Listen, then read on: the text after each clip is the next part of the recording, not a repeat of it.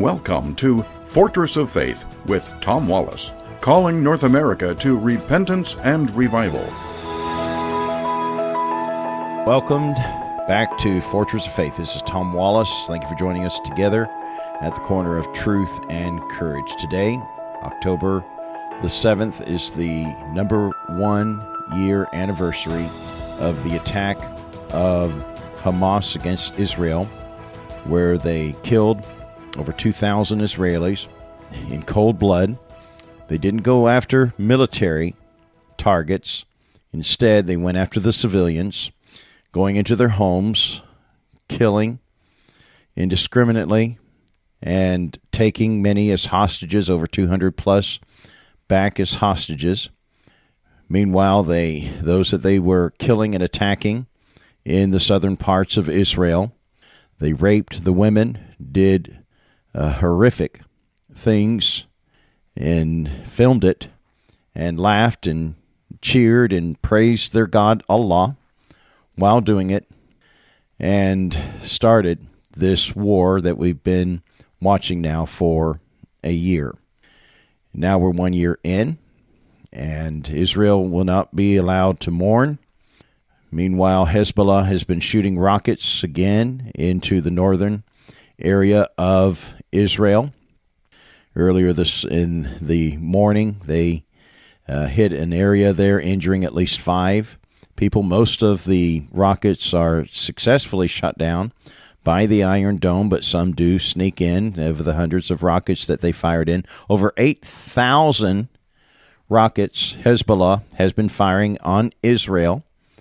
Some have been getting through, and the tensions and the war is spreading and growing in the region. I want to take some time here today to reflect and talk about what's going on there in the Middle East, and some things that I've shared with you before, but it bears saying again and again and again. There are many people who, for the first time, maybe first-time listeners to Fortress of Faith, and as we focus on these things, you may not yet have heard these things, and maybe you've heard it from me before, but it hasn't really resonated with how important it is. Now, when these attacks started last year, I was in Istanbul, in Turkey, at the time, in a Muslim nation. Of course, I get a lot of alerts, and being in the industry that I'm in on national radio, I stay real attached to news reports and stuff. And by the way, the best news reports do not come from America.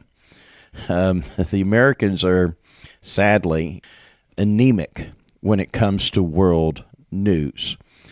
Growing up overseas and outside of America, I've learned to find good news sources around the world, and I get a lot of it, and so I synthesize it and go through it there, and people ask, how do you learn all this stuff? How do you come to understand this? Well, I've been studying this stuff for now almost 20 years, and we've been on the radio for a good part of those years now, and it forces me to keep my finger and thumb on the pulse of what's going on in the Middle East and all that.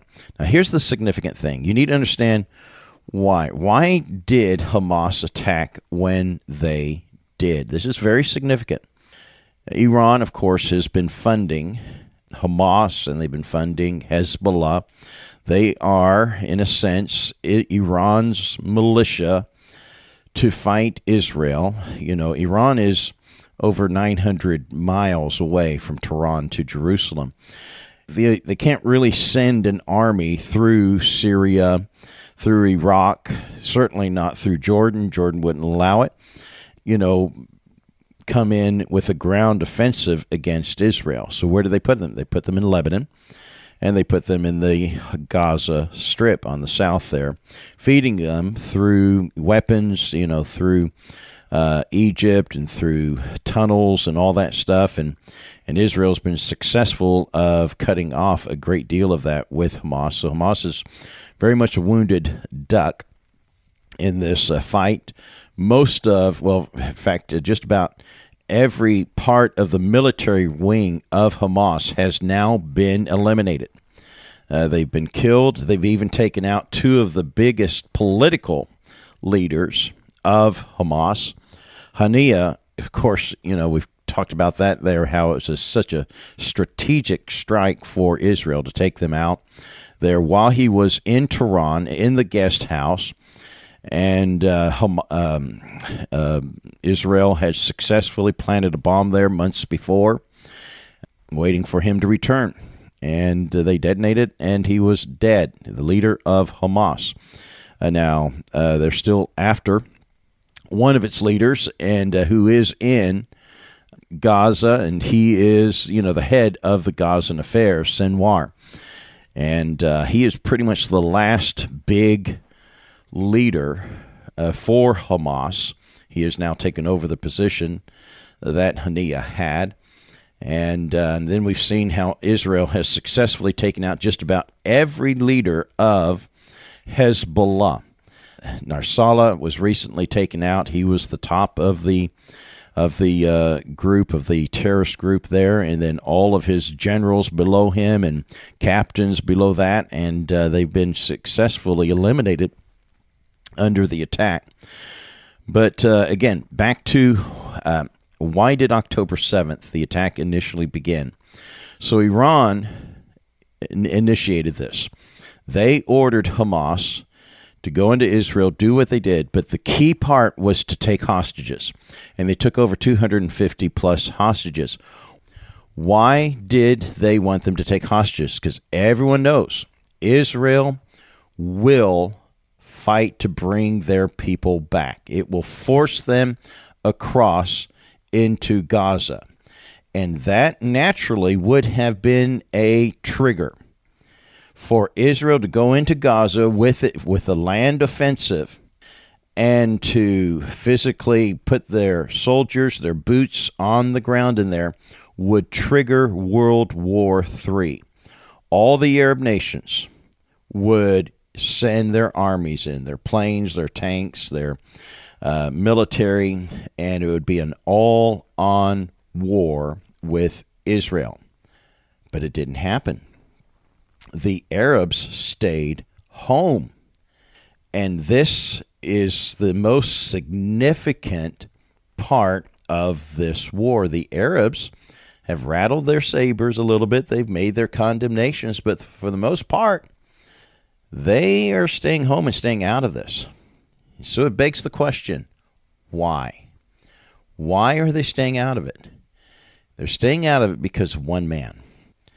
And this one man was about to sign the Abraham Accords and make peace with Israel. And Iran knew this. I mean, this is not a secret. I mean, those like me who follow what's going on in the Middle East, we've known for about 10 years that this man is starting to talk to say, hey, let's start making peace with Israel. And he's been making overtures for that for quite some time. And it was getting quite serious that he's soon going to sign the Abraham Accords. And if this man does, it would set off a chain reaction amongst the other Arab nations. Now, why would they want to sign the Abraham Accords? Well, some have already done it. United Arab Emirates, for example, signed it back when Trump initiated this. And by the way, this is going to turn out to be the most successful peace deal in the Middle East. And Trump will be, is the the person who orchestrated the whole thing. And so the United Arab Emirates signed it, MBZ signed it, amongst some other nations. And their nations and other nations, their economy has rocketed north. I mean, it's just gone crazy, and it's doing it without oil. And this is the big thing. And this is exactly what this leader that I'm talking about wants. He's been trying to drive his nation away from oil, all their wealth, and they've got a tremendous amount of it. Who am I talking about? I'm talking about MBS, Mohammed bin Salman, the Crown Prince of Saudi Arabia. They know, the Saudis know, they've got to diversify. They've got to get away from oil. One day it's going to run out. And everyone's looking for alternate energy sources. And so, their demand is becoming less, and eventually it will run out. So they've got to find some other wealth, and they've been knowing this for quite some time. Finally, they have a leader who is making amazing changes in his nation. And part of that will be creating peace with Israel, and to normalize relations and to build economic alliances with Israel. And that will boost their nation financially. And Iran cannot afford to have that happen, because Iran cannot destroy Israel by itself. It doesn't have the capability.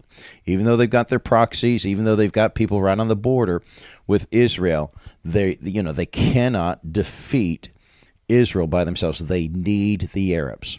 And they thought this war, if they could trigger it, bringing hostages into Gaza, Israel would come across, it would trigger the war, all the Arabs would get in there. That's exactly what they wanted, but they stayed home. Why? MBS said, stay home. And many of the nations said, just let Israel fight this out. And by the way, no one really likes the Palestinians. No one really wants to go to their aid. And the reason for that is because they are truly radical in their Islamic beliefs.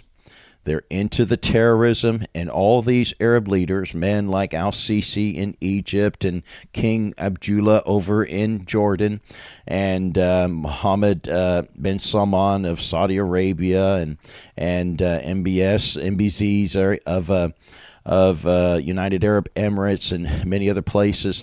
They don't want these people in their country. They've been trying to kick them out and get them out of there, and trying to bring their countries back to the reformed version of Islam that is not militant, that says let's leave the sword in the 7th century and let's only preach the peaceful, kind, gentler stuff. And that's what they're trying to create in their own nations. And they don't want the Palestinians there. No one wants the Palestinian refugees, because they're into the jihad, they're into the fighting and the destruction of Israel and the destruction of the infidel, and that's all they want, all they dream about, being a martyr, just dying as a shaheed. And so Israel's left to fight it out, and fight it out pretty much on its own. Thankfully, America has put them in the position of being a blessing of Genesis chapter 12, verse 3. God promised, I'll bless them that bless thee. And America has been firmly behind Israel since its beginning, when it took over its ancestral land and reestablished itself as a state. And so the fight is going to be hard. But Israel is winning the war against Hamas and against Hezbollah. They still have a fight on with the international community and their condemnations in the United Nations, and still with Iran. And still going to be a long, drawn-out situation for them. But let's pray for the peace of Israel, and also pray for these dear hostages that are still, almost 100 of them, in Gaza, that they would be released. Gaza can end this by releasing the hostages. It could be over if they choose to end it. Well, that's going to be it for today. Join us again tomorrow at the corner of truth and courage. God bless you.